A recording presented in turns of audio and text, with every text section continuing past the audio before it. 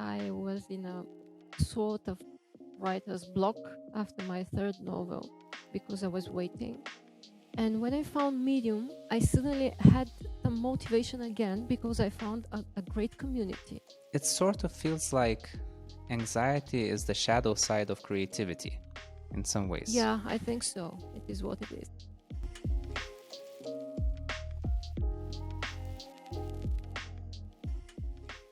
Good morning, Nevena.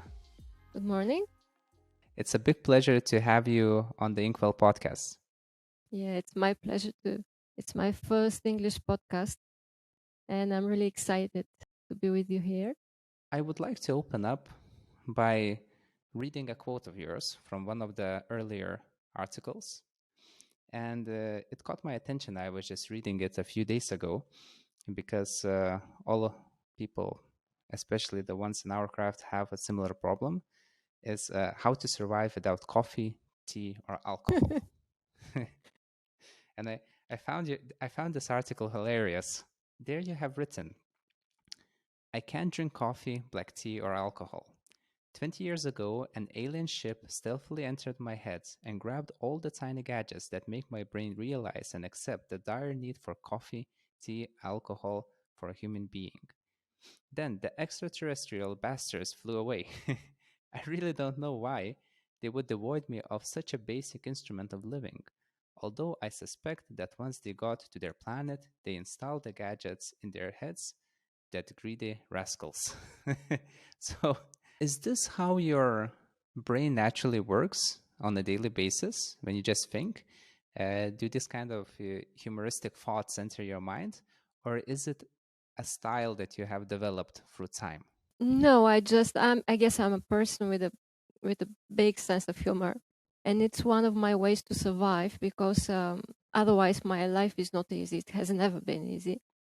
So, mm, as you know, humor has helped human beings to survive through horrible times, and it's only natural to resort to it when things are too pressing down on you, especially lately.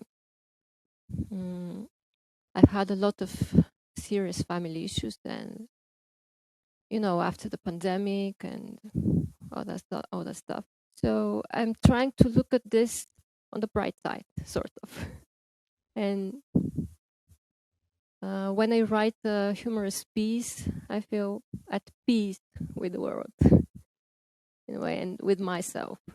So, for example, this piece was a result of my desire to share with the world a very serious problem I have. I mean, I've been fighting with anxiety issues for years, and that's why I really can't drink coffee or alcohol or black tea, anything with caffeine inside. So it's really sometimes it's a challenge to go through the day, and I'm really jealous of all those people who drink coffee. But I have found my ways. See, not exactly the ways I've described in the article, but I have my ways. Well, I certainly hope it's not the ways you have described it in the No, article. but eating a lot of chocolate, for example. I would like to also briefly touch upon anxiety, as you have mentioned previously, because from many articles that I have read, I've noticed that a lot of people, and in some way, it feels that a lot of writers deal with anxiety. So I'm curious: is it more prevalent in writers, and is it one of the mechanisms that helps people to cope with stress? Let's say humor is one, and maybe writing is another. I'm not sure if writing is the cure. I mean, maybe writing provokes anxiety. You think so? Yeah, because anxiety is the result of too many things colliding in your head, like too many thoughts, too many emotions, too many images. And when you write, you release part of it, but not all of it.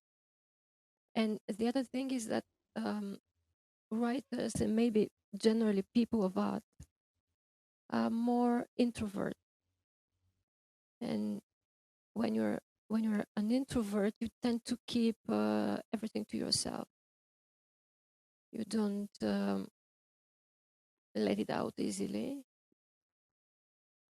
So when you keep it inside, it it damages you in a way. So maybe that's the reason. Well, it sort of feels like anxiety is the shadow side of creativity in some ways. Yeah, I think so. Those images, those thoughts, colliding thoughts, also they are what produce great, great arts and literature. So great Yeah. pieces, and but also it provokes on the shadow side a little bit of worry and discomfort.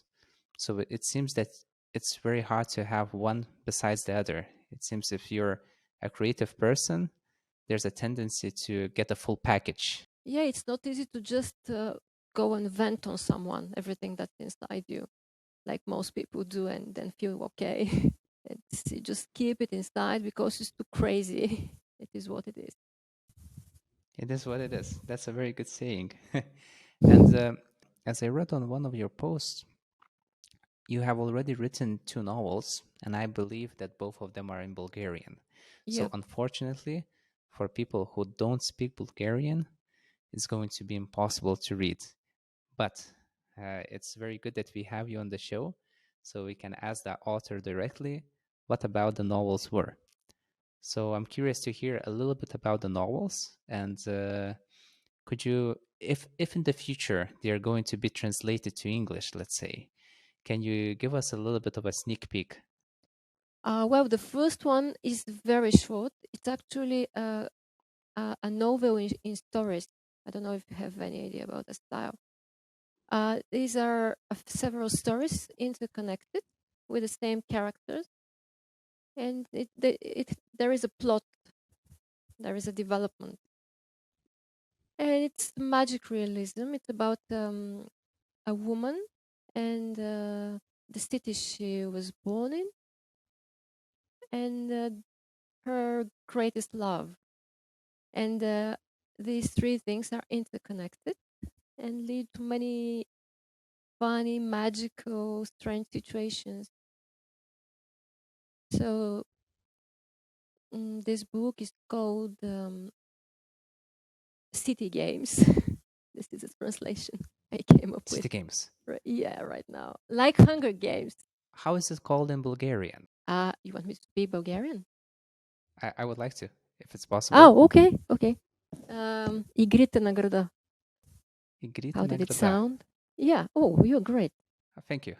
Yeah. I have a little bit of familiarity with some of the Slavic languages, as I have been learning before. So at least the pronunciation should be quite close. Your language is not Slavic. No, actually, no. It's Scandinavian. No, not Scandinavian either. What is it? Lithuanian language is a very odd language because it's actually an Indo-European language, which is very old, and we only have two surviving Indo-European languages that are called Baltic languages in the world. So it's Lithuanian and Latvian language. There was Prussian language, but it disappeared Hmm. in the I think in the 13th century. So our language is very familiar to it's very odd, but it's very familiar to Indian language, to Huh. Sanskrit This in is some really ways. interesting. I didn't know this. I mean, I'm generally familiar with language groups, but I thought that maybe it's close to Scandinavian. Yeah, but it's something else. Thanks for the information. No worries. There are only two familiar languages, which is Lithuanian and Latvian. So phonetically and in terms of structure, they're familiar. But it's not intelligible for each other. We don't understand each other. We have Hmm, hmm. some similar words, but if a Latvian and Lithuanian spoke, it wouldn't be like a Spanish person in Italian. We would not Yeah, understand each other. yeah, yeah. Uh, so it's an odd language, and scholars use it to study a Proto-Indo-European language. So because it still holds some of the structures from how language was spoken before. So it's an odd one, and I'm trying to teach it, to be honest. I'm trying to teach it on italki, but teaching it to a foreign student, yeah, that's still something that I also have to develop skills in. Teaching English is much easier, to be honest. So that was the first novel. What about the second one? The second one, things were a bit different with the second one because it's a very big, it's a very big one, like 500 pages, and the genre is esoteric thriller, which is could be called a Christian thriller or fantasy thriller. It's about a future where there is a common religion, a common church that rules over most of the world. It's a Christian church, but it's actually not a good church, and it has subjected all the people to some crazy rules and things. And there are three people that have to free the world in a way from this tyranny. Basically, that's the plot. And there are some Christian elements like angels, good and bad angels, and sacrifice and redemption and all these topics.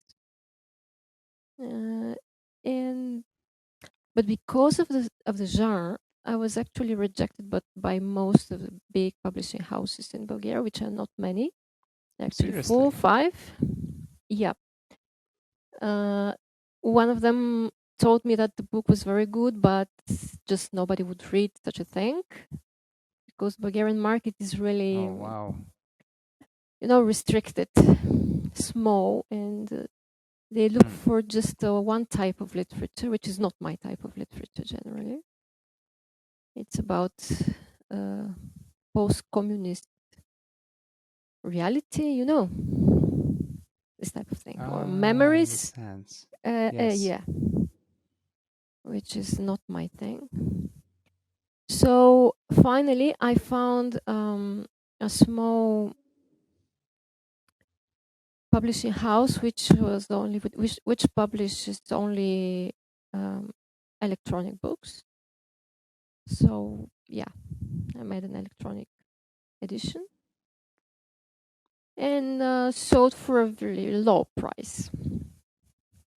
About I don't remember how many copies, 300, 400, and then I let it go free, and then I stopped it because I wanted to make a big editing. So for now, that's it. And then my third novel, which is something really different from the first two, won a competition with a traditional publisher. So yeah, they were going to publish it, as I told you, 2 years ago. And then lots of things happened, and everything is getting now very, very slowly. So what happens? Because you have mentioned about the political situation. Yeah, it's connected with the economical situation, in Bulgaria, very Right. tightly. Was the political situation, the economic situation, something that motivated you to move to Greece? Oh, no, no, no, no. I don't think the economical situation in Greece is much better than in Bulgaria right now. So my motivation was my husband, who worked here when we met in Sofia, and he wanted me to move with him. I didn't want to because I had a good job in Sofia at the time, but eventually, you know how it is. Yes. So I moved in, and also there was a funny thing. I had an article about this on Medium. My grandfather was Greek, so I have some Greek ancestry, and he passed away just a few months before I met my husband. And the funny thing is that my grandpa has wanted to go back to his country all his life, and he could not because we were behind the Iron Curtain, and he couldn't go there. And Mm. he, in the last years of his life, we didn't have the money to go there to take him. So he passed away, and I met my husband, and I moved here to Greece. I started studying Greek. I never wanted to come here. I never wanted to study Greek. It just happened. Yeah. And then for several months later, when I had some grasp of the local language, I dreamed about my grandpa. And in my dream, he was smiling. He was talking to me in Greek. It was really strange and really moving, this dream, as if he wanted me to be here. And I don't know. Yeah, this was a really unique experience. Has any of your dreams been translated into stories? Yeah, many of them. So you draw a lot of inspiration from your dreams. Yeah, I think lots of writers do this because I usually have really vivid dreams. It's like going to the cinema, watching movies. And if I remember them, because I usually forget, I jot them down for later and, yeah, use them for stories. If you would have to describe your style of writing, would it be possible for you to put it in, let's say, a concise box saying that I write this kind of style or that I write that kind of style? It's usually concise. I don't use a lot of explaining in my stories. It's more like people told me that I write more like a, now it's now that was sexism now, more like a man. No, I mean that I don't explain myself too much. No, just it's the action and the dialogue and some description here Yeah. and there, only if it's necessary. That's it. That's my style. So, as they say, show don't tell, if I'm correct. Yeah, yeah, exactly. Yeah. And about genre, I generally write only science fiction and magic realism. These are my genres. If I step Mhm. outside, I don't feel comfortable. For example, I can't write literary fiction; is out of my field. Also, realism, everyday stuff. No, because I want to escape, and the best way for me to escape is to escape in a reality that doesn't exist. That is only in my imagination. Presumably, a better one. Mhm. So I'm also mad about science. I read science fiction books like crazy. For a person that does not know what magic realism is, because I'm pretty sure many of many of readers and also many of the listeners know what is science fiction. Can you briefly describe what is magic realism? Because it seems contradictory, magic and realism. So how does this genre come together? It's really it's an amazing genre for me. Uh, it's you write realism, a realistic story. For example, you write the story about a person going to work, and on his way to work, he can notice really weird things like flying pig or a flower growing in the middle of the street. But these crazy things, these wonders, will be somehow connected to something that he has to learn. They have a deeper meaning. They're just not there because they're wonders, but because they're lessons. So this is magic realism. One of my stories in my first book was about uh, my main character, the girl. She was with her boyfriend on one of the hills in the city, and the boy was telling her a story he had how he had met the city itself, transformed. Um, the city was in the shape of a woman, a very beautiful woman, and he made love with that woman. And actually, the main character, is the girl, realized that this connects her to her boyfriend even more because she loves her city so much. Wow, I don't know if you get my meaning. I sort of do. something like this. It's a bit complicated, but it's a way to express many ideas, many feelings, and also use magic. Well, from what I understood, actually, magic realism, the genre, was the genre of your first story ever written. Because I have read that you have written your first story in the second grade, and well, stories were coming to Oh, you as a kid all magic the realism. time, but you put down because, as I've read, it was a fairy tale about a bad magician who terrorized a certain village, and there was a boy living in that village, and as I remember, the bad magician, well, he said that he will kill everyone, and everyone got very worried. And the little boy understood that he's a magician himself, and he decided to turn into another village. Yeah. And then the people and their animals and goats could hide inside of him, and then the bad magician could not find it. And they kind of everyone were saved by this wonderful idea of this little boy.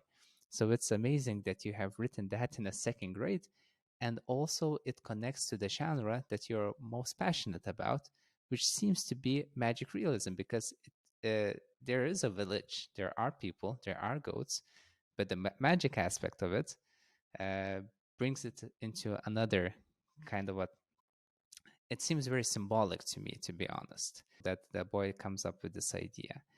So, as an adult, looking back at your early writings when you were a kid, how could you interpret the story?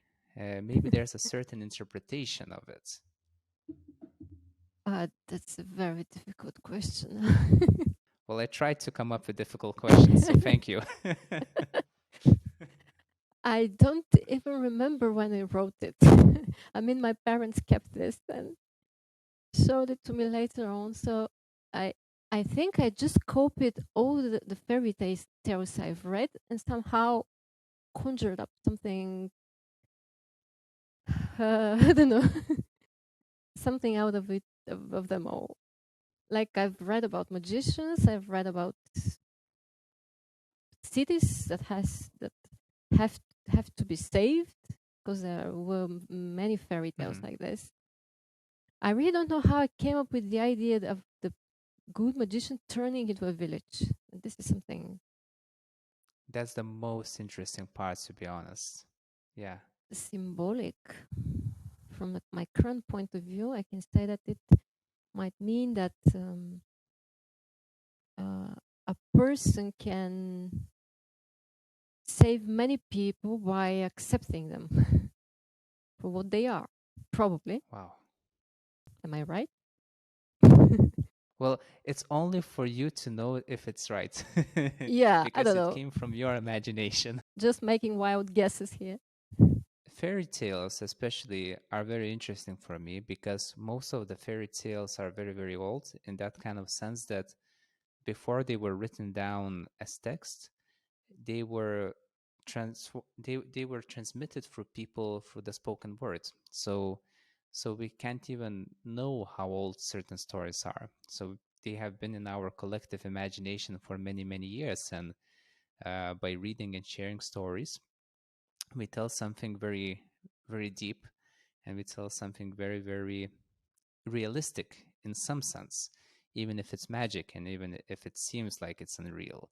So we transmit some kind. It feels like we transmit some kind of knowledge because when you let's say I read the story about this boy turning into a village and letting other people hide in it, I rationally I cannot make sense of it, but part of me understands without the need of explanation. So it's something that you just get. To carry on, I have a couple of questions about you as a writer on Medium as well, not just as a novelist. And I have noticed that, well, first, as I said, a lot of your stories carry this sense of humor, which I really enjoy. I think that's what keeps me coming back to read more because I know it's going to be about serious things, but with a twist, which is very enjoyable. And I have noticed that lately you have started using AI generated pictures. Oh, So, yeah. and I don't see many people doing that. I I love it. don't see many people doing that yet.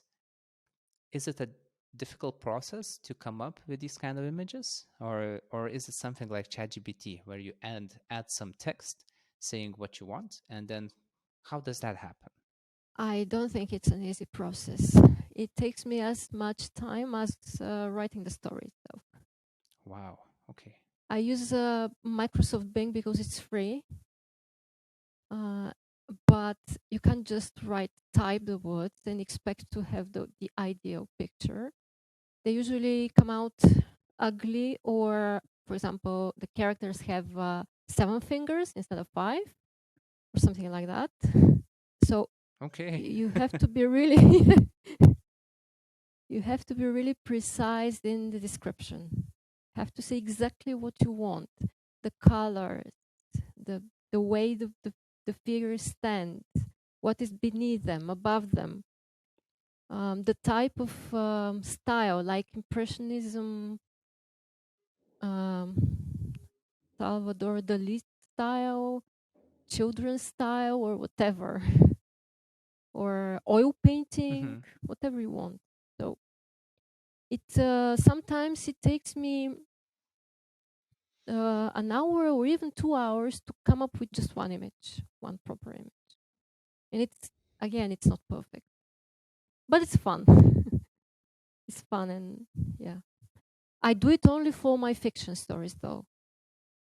It seems that if a person wants to come up with a good AI generated picture, he or she should know quite a lot about artistic styles, about maybe even genres or history of art. If he wants to get his imagination out into the automatic world, right? Because we most of the time have a perfect, just like the stories, it feels like we have a perfect story in our head, but then we have to use these tools of language to transmit it into a story for other people.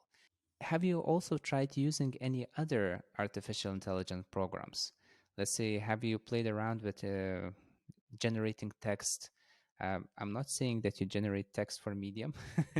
Now it's a sensitive topic. Yeah, I So know. your style is definitely not AI generated.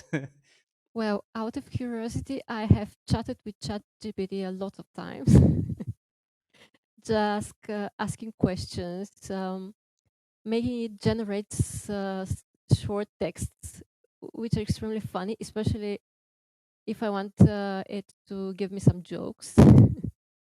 Jokes are usually very funny. Writing very short stories about something are usually a bit crazy, and they don't have much meaning. I don't like them much. Yes. But it's really good for research.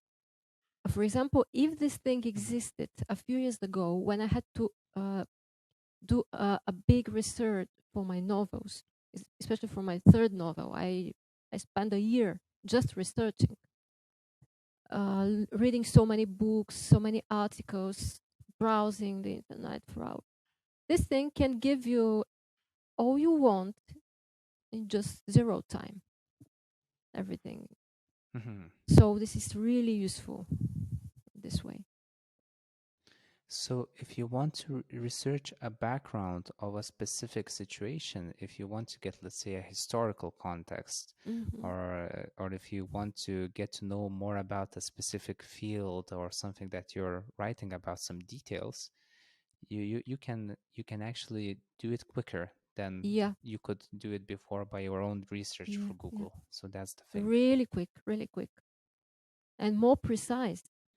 Yeah, I haven't thought about that. That's very good.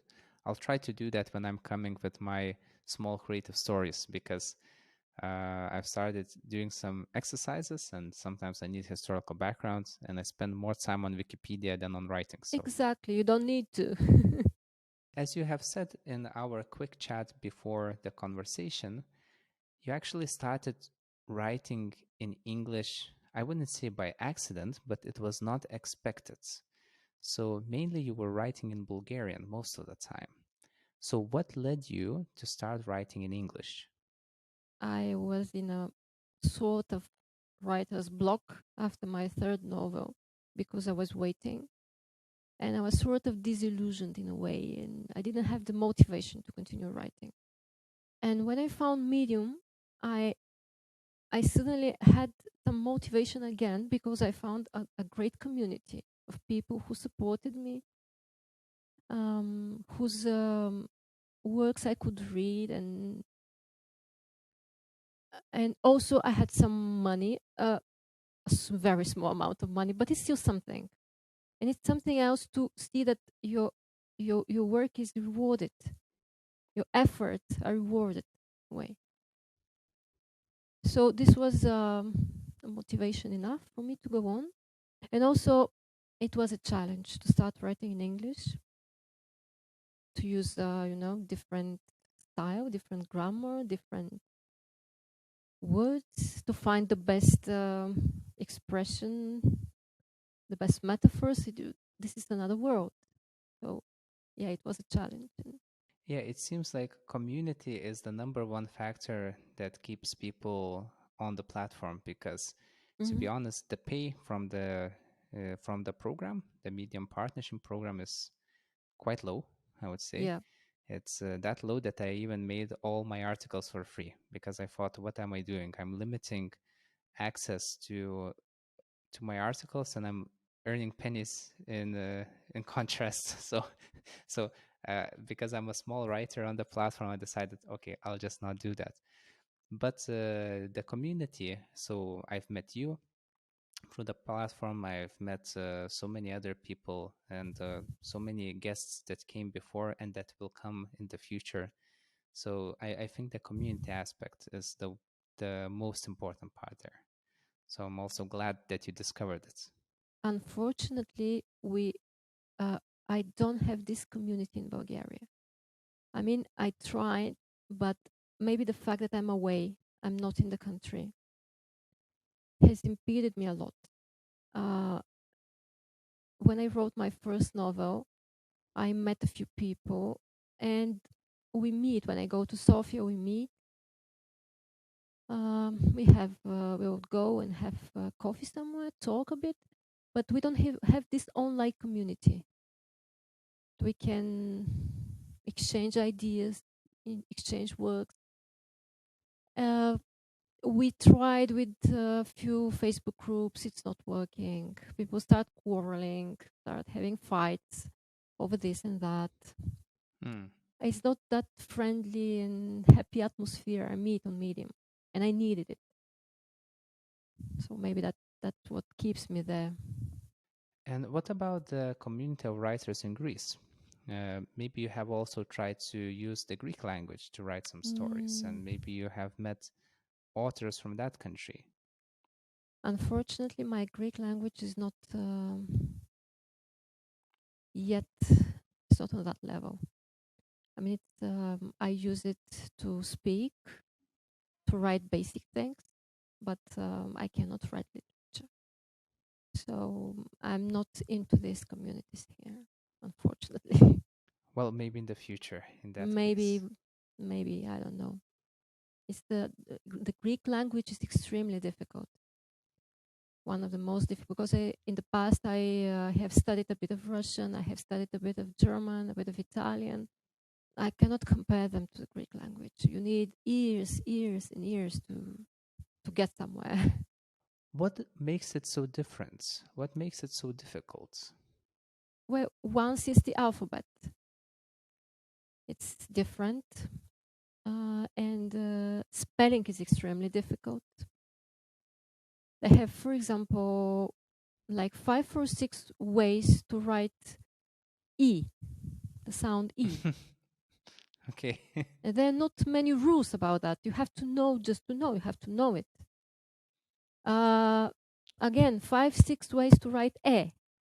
Grammar is Mhm. extremely difficult with also all the cases and all the verbs, the verb forms. I'm talking about the written Greek, which I need if I want to start writing in Greek. Of course, conversational Greek is much easier. I have read that actually that they have kept most of the, at least the letters, I don't know about the grammar structures from ancient Greece.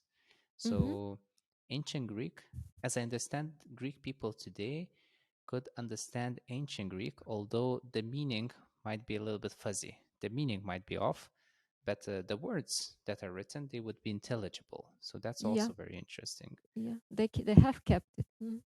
Well, anyway, uh, as I see that we are approaching the end of our time for today, I wanted to ask you a couple of questions about future.